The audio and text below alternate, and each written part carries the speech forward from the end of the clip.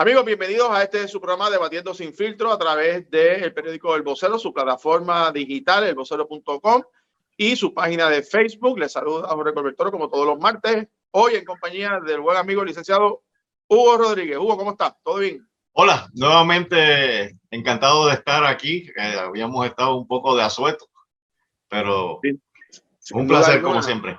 La Semana Santa, que no tuvimos programa, razones obvias, pero esperamos que todo el mundo haya tenido una semana de recogimiento y de pensamiento y sobre todo pues también de compartir en familia en estos días que fueron tan importantes y no sé, Hugo, si pudiste ir a alguna de las actividades que se dieron conmemorativas de la Semana Santa, típica de la Semana Santa. Yo tuve la oportunidad de ir a una misa el jueves en la iglesia San Francisco de Asís del Viejo San Juan. La verdad que y una asistencia significativa. Y Hugo, ¿sabes lo que me llamó la atención? Muchos jóvenes. Sí. Muchos jóvenes presentes, ¿verdad? En el servicio religioso, y me pareció llamativo y además, pues obviamente, pues positivo en ese sentido. ¿Cómo te fue a ti la Semana Santa? Pues yo tuve, la mamá de mi compadre falleció en esos días, así que asistí a servicios religiosos, pero eran más dirigidos o más enfocados o relacionados a las exequias de la señora. De hecho, el jueves santo fue el funeral. Así que aproveché y estuve en mi recogimiento, pero además acompañé a mi amigo en su pena. Aproveché un poco para ponerme al día en el fin de semana con unos libros de literatura dominicana que tenía allí en fila para leer. Así que la pasé tranquilo, muy tranquilo. Muy bien, muy bien. Oye, pues nos unimos también a las condolencias de Alto Vistay y también un abrazo al periodista Manuel Ernesto Rivera, que su señora madre falleció en los pasados días. Así que nuestras condolencias a Manuel y a toda su familia. No sabía, me uno a ese pésame. Sí, bueno, Hugo, hoy excusamos al amigo Kenneth McClinton, que estaba fuera de Puerto Rico, así que ya estará con nosotros la próxima semana, así que excusado está nuestro buen amigo Kenneth. Bueno, Hugo, en todos estos días, básicamente estas últimas 2 semanas o semana y pico que estuvimos, han pasado muchas cosas. Quiero comenzar con todo este asunto de la zona marítimo terrestre, la situación en Salinas, el Mangle, esta invasión, estas construcciones que se han hecho, han generado toda una serie de investigaciones y de responsabilidades de lado y lado.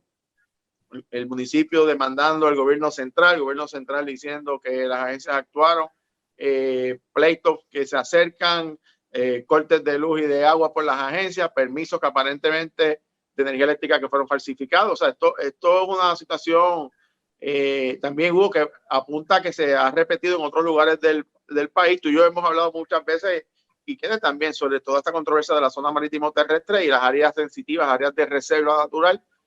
Pero quisiera hoy lanzarse mi comentario, tu expertise como abogado y como conocedor también de las leyes ambientales, cuando son situaciones tan complejas y tan devastadoras como ha sido esta situación de Salinas.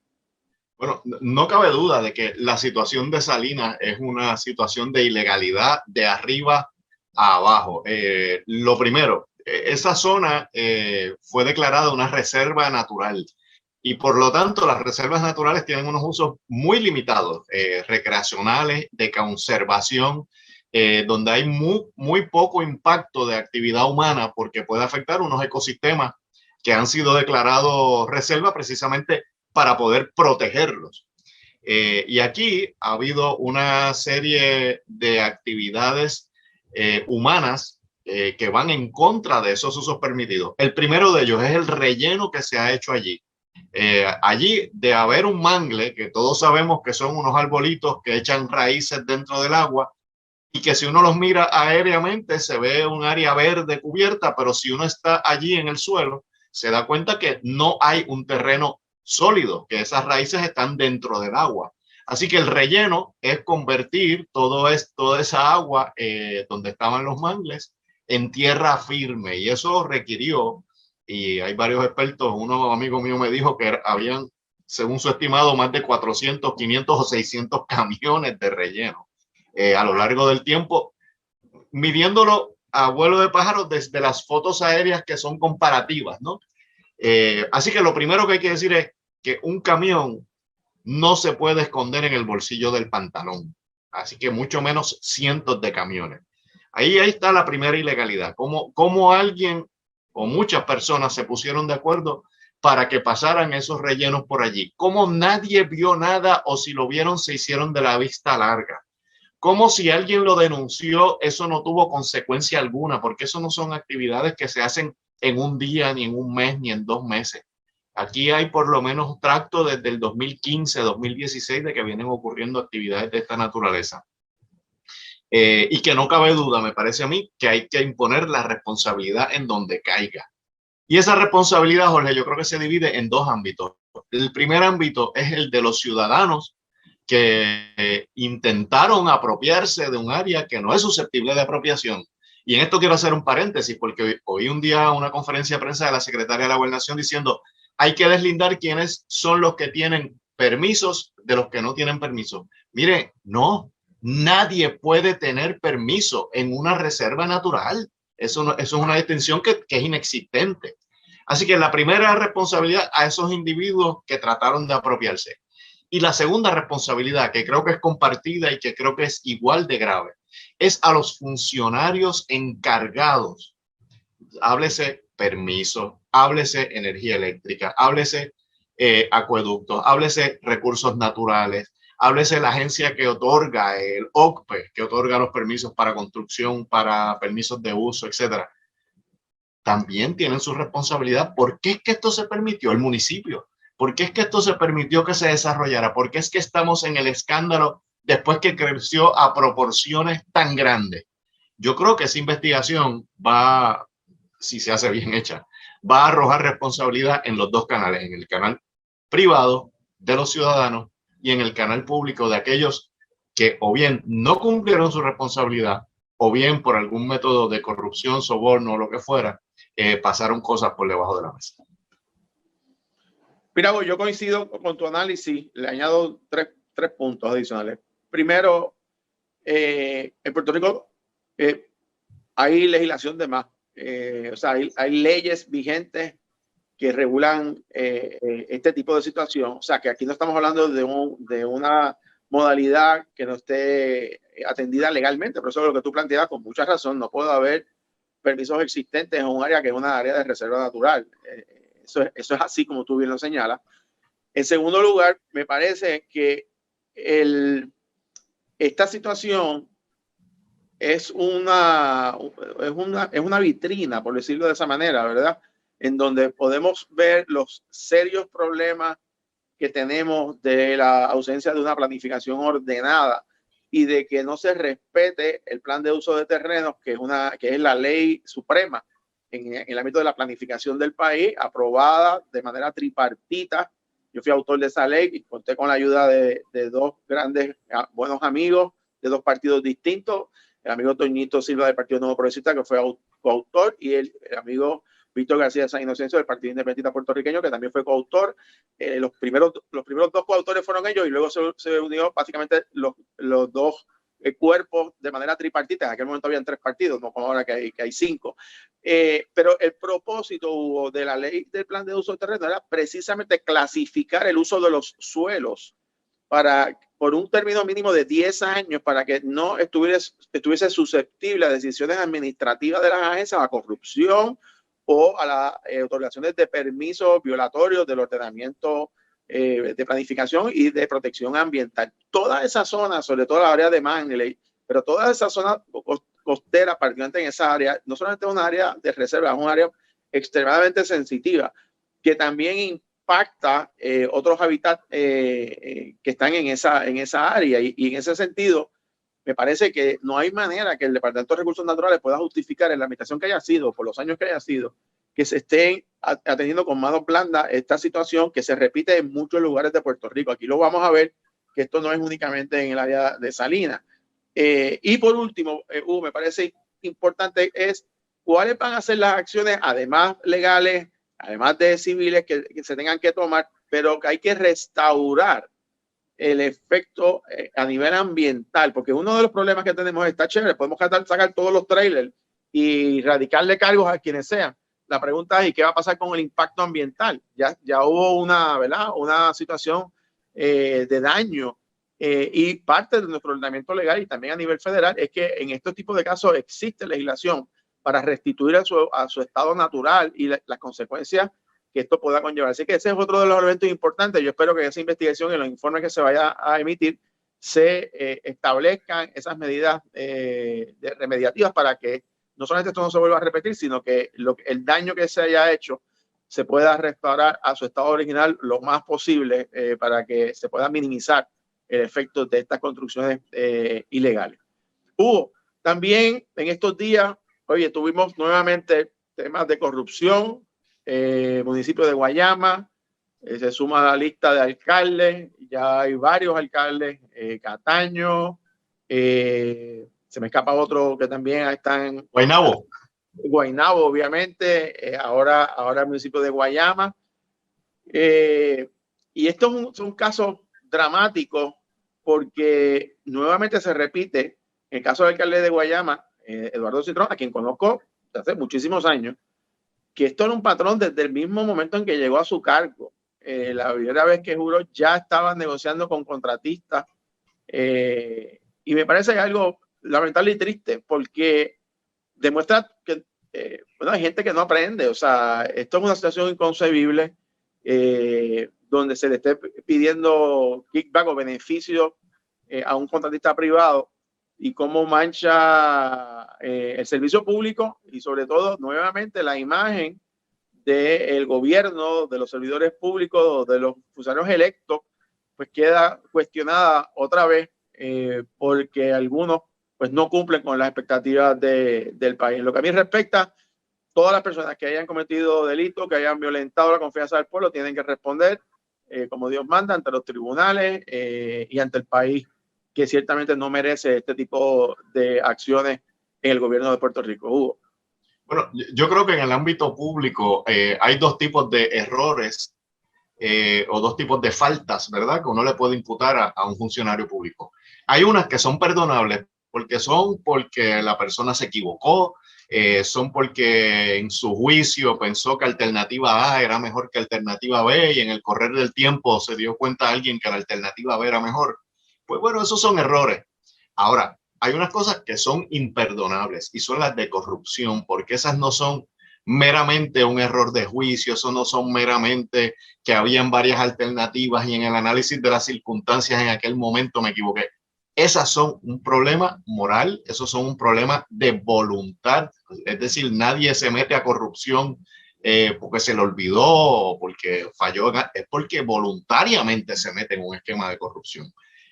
Así que yo creo que esas acciones merecen ser castigadas con todo el peso de la ley, máxime cuando la persona que las comete llega a ese puesto con la confianza de la gente. Es decir, es un engaño a todo el pueblo que votó por esa persona.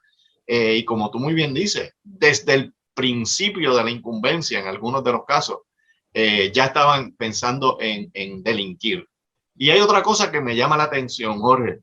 El esquema de corrupción es el burdo, es el trillado esquema de soborno de te doy un contrato a cambio de una regalía, te doy un contrato a cambio de una comisión. Eso es más viejo que el frío, como dicen en mi campo. ¿Cómo es que usted puede pensar que han cogido a cientos y cientos y cientos de funcionarios en un esquema tan básico, tan elemental, tan trillado, y que usted es tan genial que usted llegó a la alcaldía y no lo van a coger, ¿verdad? Así que, de verdad, cada vez que yo lo oigo, me da tristeza que a la altura del siglo XXI todavía estemos viviendo esto. Me gustaría pensar que en algún momento va a haber la sabiduría para que la gente no tenga que sufrir esas vergüenzas que lo hacen pasar después que eviten su voto. Pero me da la impresión, y no quiero ser en esto pesimista, Jorge, pero por las cosas que se comentan, que estos no son los únicos casos y que en programas subsiguientes, desgraciadamente, tendremos que tomar el tema nuevamente tú y yo y Kenneth cuando esté presente. Sin duda, eso pues un tema terrible, pero hay que combatirlo con todas nuestras fuerzas y obviamente el llamado es a las personas que conozcan o que experimenten situaciones de este tipo, de corrupción o de peticiones de favores, de peticiones de dinero a cambio de algo. Su deber ciudadano es denunciarlo, ir a las autoridades locales, federales y encaminar procesos para que este tipo de prácticas se elimine y se erradique de una vez y por todas del gobierno de Puerto Rico. Hugo, último tema de la semana que quiero compartir contigo, el tema de Luma, que sigue caliente, el contrato, los apagones. Luego de este último apagón, pues, ha surgido, ¿verdad?, muchas críticas y demás, pero ha venido el planteamiento de si están sentadas las bases para una cancelación del contrato de Luma. Yo tuve la oportunidad, Hugo, de leer ese contrato el año pasado, lo estuve repasando nuevamente en estos días, un contrato de 158 páginas, más sus anejos, hablando de como 200 hojas de documentos, y sus últimas 20, 25 páginas habla precisamente de las medidas o de los procedimientos cuando hay incumplimiento de parte de la empresa privada, en este caso Luma, de los procesos para cancelar, modificar o imponer sanciones a la empresa. Aquí quiero comentarte 2 puntos y oír tu reacción. Primero, contractualmente, la autoridad de la alianza público-privada es el ente gubernamental que tiene el deber ministerial de supervisar a la empresa Luma. En el orden contractual, el supervisor directo de Luma es la alianza público-privada, esa oficina. Por encima de ello va la propia Autoridad de Energía Eléctrica, que sigue existiendo como corporación pública, y dentro del contrato se le da facultades como propietario, lo llama owner, propietario, dueño, ¿verdad?, de la corporación pública. Así que también tiene un grado de supervisión sobre este contrato. Por eso a veces yo escucho esta cosa de que no, es que eso es responsabilidad de Luma, eso no tiene que ver con... No. El gobierno mantiene supervisión directa sobre esa empresa, sobre ese contrato y el cumplimiento de los planes de trabajo.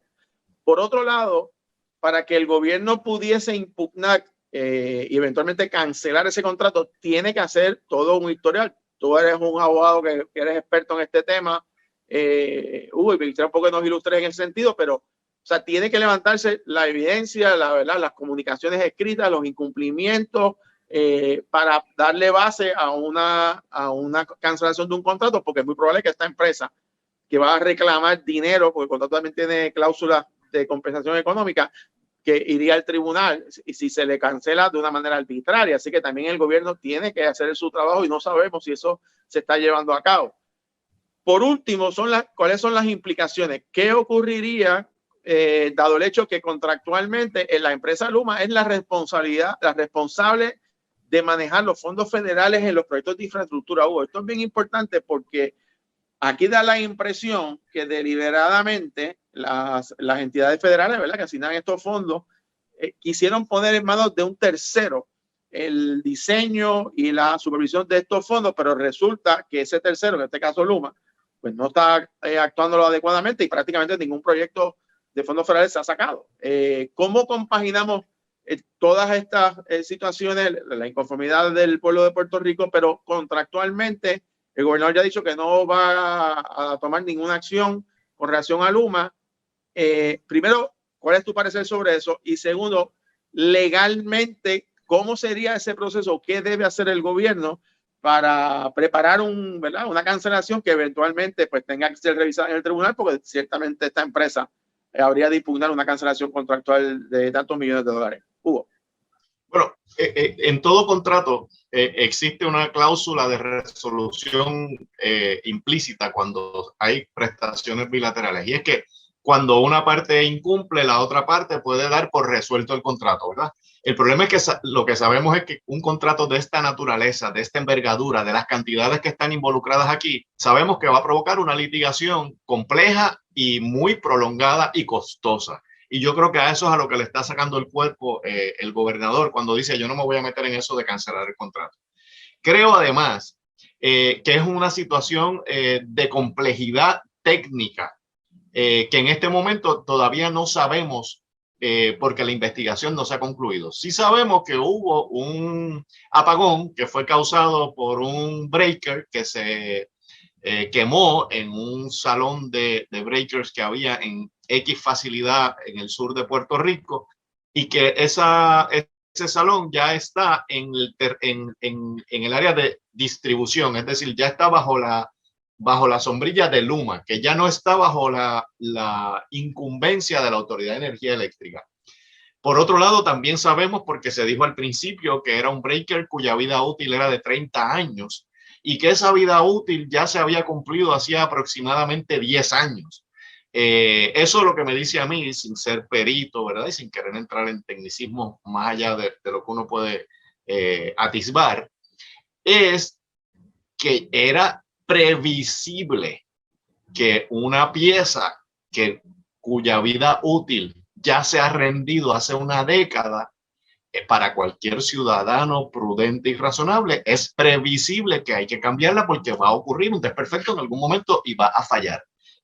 Así que me parece que eso hay que tenerlo en cuenta, porque el ordenamiento jurídico de nosotros se basa, al imponer responsabilidad, en esa conducta, en cuán previsible puede ser una acción mía, cuán previsible pueden ser las consecuencias de una omisión mía. Y yo creo que ese hecho de saber que la pieza ya había rendido su vida útil es un dato importante aquí para el mantenimiento, reemplazo o lo que hubiera que haber hecho en el año y pico que Luma lleva administrando esas facilidades.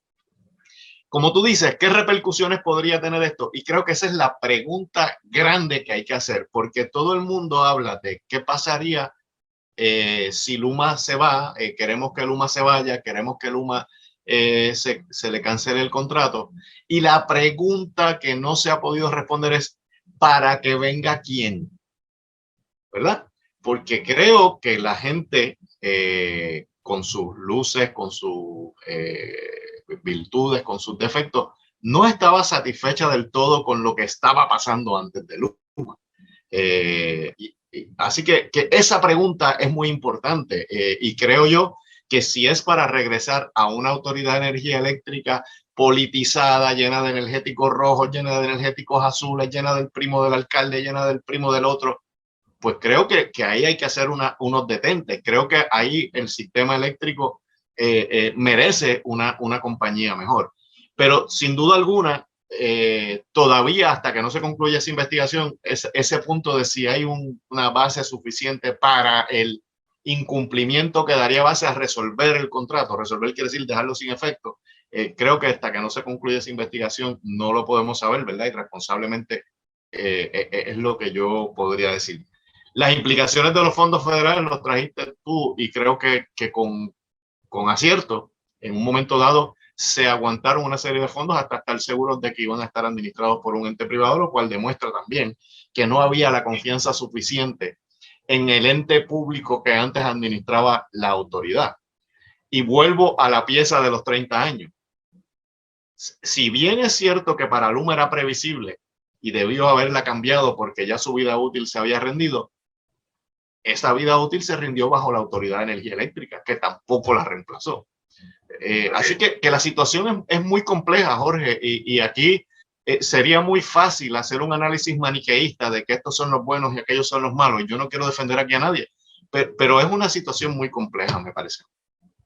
Sin duda alguna, y obviamente pues, va a ser el objeto de discusión, continúan las vistas públicas y obviamente el escrutinio público a esta empresa, y veremos ahora en las próximas semanas cómo sigue corriendo todo este asunto. Oye, Hugo, no me quiero ir se me pasó al principio del programa expresar las condolencias a la familia del gran Tito Ortiz, jugador de baloncesto de los Vaqueros de Bayamón, que fue gloria de este país, el equipo nacional de Puerto Rico. Cuando yo era pequeño, iba a los Juegos de los Cardenales de Río Piedra, allá con Héctor el Mago Blondet en el Coliseo Roberto Clemente, y cuando iba a Tito Ortiz, aquello se llenaba para ver ese duelo. Gran atleta, humilde, siempre saludando al público, lo recordamos con mucho cariño, así que nuestras condolencias a su familia, y obviamente llevó el nombre de nuestro país a los niveles más altos a través del deporte, y eso es orgullo para todos los puertorriqueños. Hugo, terminas tú con las palabras a la familia de Tito Ortiz. Sí, me uno completamente a eso que tú acabas de decir, a las condolencias a la familia de ese gran puertorriqueño, y también tengo que hacerla extensiva a una fanaticada vaquera que es muy fiel al baloncesto y que sin duda han sentido la pérdida de este gran representante, no solo de la franquicia de Bayamón, sino de la bandera de Puerto Rico cuando nos representó en eventos internacionales y puso muy en alto esa monoestrellada. Así es. Hugo, nos vemos hasta la semana que viene. Ya tendremos aquí de regreso y continuaremos el diálogo y el análisis de las noticias de la semana. Así que gracias por estar con nosotros. Gracias a ustedes por su sintonía. Será hasta la próxima semana. Que pasen buenas noches. Buenas noches.